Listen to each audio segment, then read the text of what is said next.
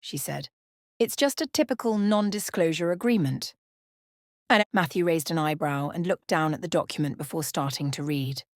Elizabeth and the professor glanced at each other before returning their attention to Matthew. A few moments later, he looked up. Are you being serious?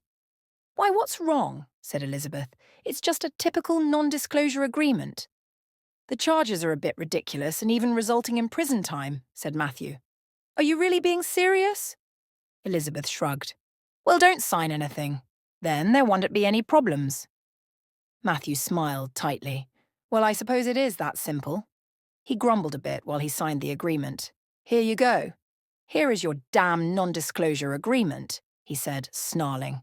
Matthew pushed the documents back to Elizabeth so forcefully the pen nearly went off the side of the table, and he nearly knocked over a few of the drinks as well, if it hadn't been for Elizabeth catching the pen with her arm and some of the drinks with her hand.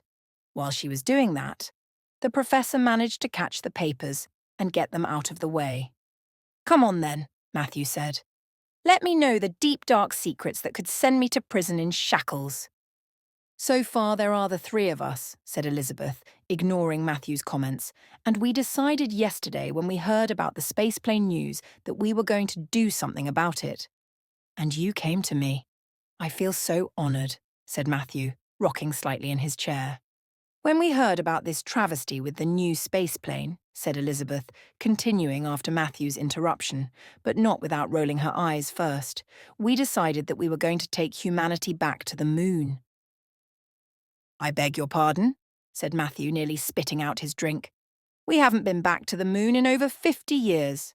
He coughed and spluttered a bit while banging on his chest. Yes, I'm being very serious, said Elizabeth.